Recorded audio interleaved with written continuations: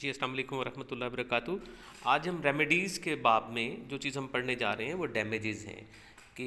Damages से मुराद यहाँ पर क्या होगा, ये हम आगे देखेंगे। एक डैमेज और एक डैमेजेस, इस चीज़ को आगे डिस्कस भी करेंगे। तो चलिए हम अपना कोर्स शुरू करते हैं।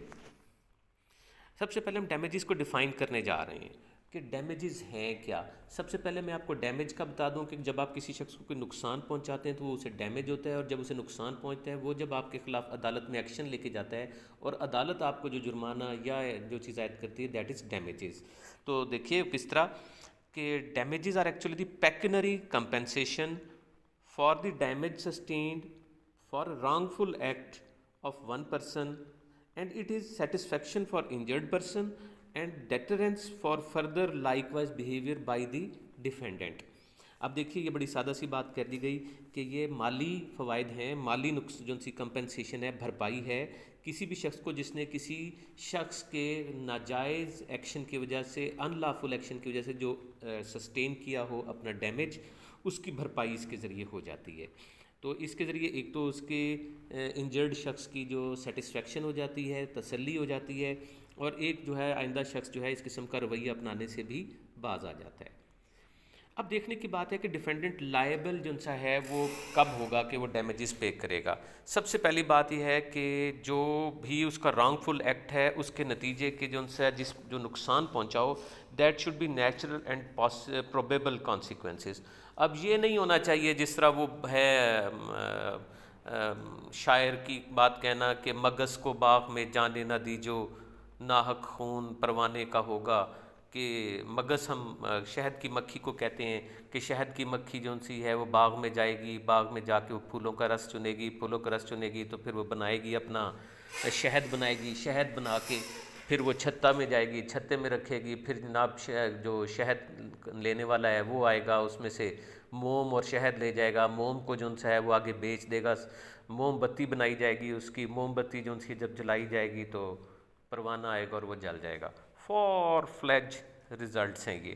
तो नेचुरल एंड प्रोबेबल कॉन्सिक्वेंसेस होने चाहिए, उसी वक्त सामने नज़र आ रहे हों। ये मैंने आपको जो सा एक शायराना मिसाल दे दी।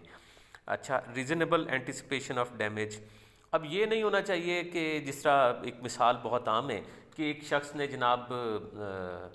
मोटरसाइकिल या साइकिल पे जा रहा था, उसका जनाब आगे एक बंदे से टक्कर हुई, उस जिस बंदे से टक्कर हुई उसके पास जो थी वो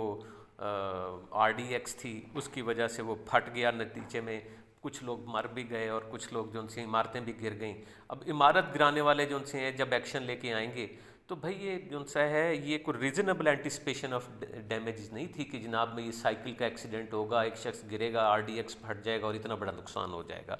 रीज़नेबल होना चाहिए। लेकिन इसका एक मकसद ये भी है कि ये एक डॉक्ट्राइन है, रीज़नेबल फॉरसीएबिलिटी ऑफ डैमेज। ये हम देखेंगे कि ये क्या होता है, ये इंतहाई अहम है। इस वक्त जो फ़ैसले हो रहे हैं डैमेजेस अवार्ड करते हुए, उसमें इस रूल को फॉलो किया जाता है। एक और चीज़ देखी जाती है वो ये है कि direct consequence of the act, कि ये भी एक डॉक्ट्राइन था जिसके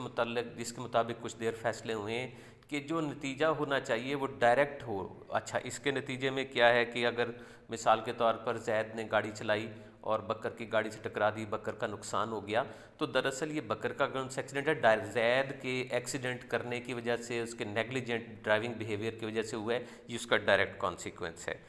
तो direct traceability to damage to the act, ये भी एक जो सा है कि एक ऐसा शख्स है जिसने एक हवा में उड़ाई शुरली, पटाखा, हवाई जिसे हम कहते हैं स्क्विब, वो जाके नीचे बाज़ार में गिरी, जिस बंदे पे गिरी उसने उसके फटने से पहले से उठा के परे फेंक दिया ताकि उसको नुकसान ना हो, दूसरे बंदे ने फिर उसे उठा के आगे फेंक दिया, तीसरा बंदा जब ये करने लगा तो उसके चेहरे पे ये जा फटी। अब जनाब क्या ये जो सा नुकसान हुआ है तीसरे शख्स का, इसका ज़िम्मेदार वो पहला शख्स है जिसने ये हवाई उड़ाई थी? जी बिल्कुल है, क्योंकि direct traceability of damage to the act मौजूद है कि यहाँ से नुकसान में कोई नई फोर्स एंटर नहीं हुई थी, उसी एक फ़ोर्स की वजह पर जो रॉन्गफुल एक्ट हुआ उससे अपने आप को बचाने के लिए हर बंदे ने इस चीज़ को परे किया और नतीजा अल्टीमेटली नुकसान हो गया। वो चाहे नंबर 1 का होता है, चाहे नंबर 2 का होता है, चाहे नंबर 3 का होता है, इससे फ़र्क नहीं था। तो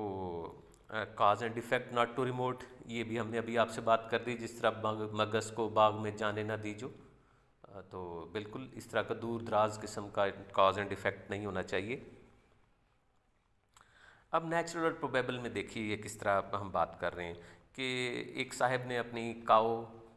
بیچی اور اس نے بتایا کہ بھئی یہ بالکل ہر طرح کی بیماری سے پاک ہے، بٹ ایکچولی وہ تھی انفیکٹڈ۔ جب وہ انفیکٹڈ کاؤ جو سی اس نے آگے جا کے بیچ دی، تو جب بندے نے جا کے اپنے طویلے میں کھڑی کی، وہاں پہ جو سا ہے کیا کہتے ہیں باقی جو سے گائیں تھیں انہیں بھی انفیکشن ہو گئی اور وہ فوت ہو گئیں۔ جب سارا چیک کیا گیا تو پتہ لگا کہ یہ انفیکشن تو اسی گائے سے آئی تھی۔ اب دیکھیے یہ ایک نیچرل رزلٹ ہے، تو اس کے اندر جب ایکشن لایا گیا تو ڈیفینڈنٹ جو تھے پہلے فروخت کرنے والے، ان کو اس کا ذمہ دار ٹھہرایا گیا کہ ان تمام گایوں کے نقصان کا جو سا ہے ذمہ دار جو سے ہیں یہ یہی صاحب ہیں، کیونکہ انہوں نے ایک انفیکٹڈ کاؤ بیچی تھی۔ یہ نیچرل اینڈ پروبیبل کاز ہے۔ اچھا جی، direct consequences of agency act ہے، اس کے اوپر جو سا ہے اس طرح سمجھ لیں کہ ایک شخص نے ہاتھ میں ایک کدال پکڑا اور وہ ایک بچے کے پیچھے بھاگا، بچہ جو سا ہے وہ بھاگ کے اپنی دکان میں چلا گیا، دکان میں گیا تو وہاں پر اس کا پاؤں جو سا ہے وہ ایک ٹوٹی کے ساتھ جا ٹکرایا، جس کے نتیجے میں اس میں جو ڈرم میں پڑی ہوئی شراب تھی وہ ساری بہہ گئی، نقصان ہو گیا۔ اب جناب دکاندار جو سے ہیں وہ ایکشن لے آئے عدالت میں اس کے خلاف۔ تو اگرچہ اس شخص نے ڈائریکٹلی تو وہ کچھ نہیں کیا تھا، خود تو نہیں کیا تھا، اس کے کسی ایکشن کا نتیجہ نہیں تھا، بچے کے ایکشن کا نتیجہ تھا، لیکن بچے کا ایکشن جو سا تھا وہ direct consequence of the act تھا جو اس نے کیا ہوا تھا کہ یہ کدال لے کے اس کو ڈرانے کے لیے بھاگا تھا۔ اب جناب یہ جو سا ہے اس کے اندر اسے ذمہ دار قرار دیا گیا اور کہا گیا کہ it is not too remote, یہ جو سا ہے مسچیویس ایکٹ ہے، اسی کی وجہ سے یہ سارا نقصان ہوا ہے۔ تو ایکٹ ٹریسیبلٹی ڈیمیج کو جس وقت ہم کریں گے وہی ہم نے جو سی ہے وہ اسکوب کی بات کی تھی۔ اس کے اندر دیکھیے بنیادی بات ایک بات کو سمجھنے کی ہے، اس کے اندر کوئی نئی فورس انٹر نہیں ہوئی، کوئی انڈیپینڈنٹ فورس نہیں ہوئی، بلکہ جو فورس انڈیپینڈنٹ نہیں استعمال ہوئی وہ صرف اس لیے ہوئی ہے کہ تاکہ اس کے کانسیکوینسز سے بچا جا سکے، اس میں جو پھٹنے کا امکان ہے اس سے بچا جا سکے، شرلی کے، ہوائی کے۔ تو یہ جو سے ہیں جب اس قسم کا معاملہ ہوا تھا تو وہ شخص جس نے سب سے پہلے یہ ہوا میں اڑائی تھی، اسے کہا گیا کہ اسے یہ معلوم تھا کہ کسی نہ کسی کا یہ نقصان ہو سکتا ہے، اسے یہ کانسیکوینس سوچنا چاہیے تھا کہ لوگوں کا نقصان ہو سکتا ہے، لہٰذا چونکہ اس نے نہیں سوچا اور یہ نقصان ہو گیا تو وہ اس کا ذمہ دار ہے۔ جی بہت شکریہ، یہ چھوٹا سا ایک لیکچر تھا آپ کے ساتھ ہمارا،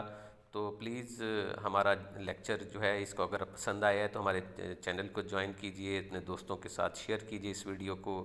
ہمیں ایک شاندار سا لائک دیجئے اور یقیناً آپ ہمیں اپنے کمنٹس بھی دیں گے تاکہ ہم آئندہ اپنے آپ کو بہتر رزلٹ تیار کر سکیں۔ السلام علیکم ورحمۃ اللہ وبرکاتہ۔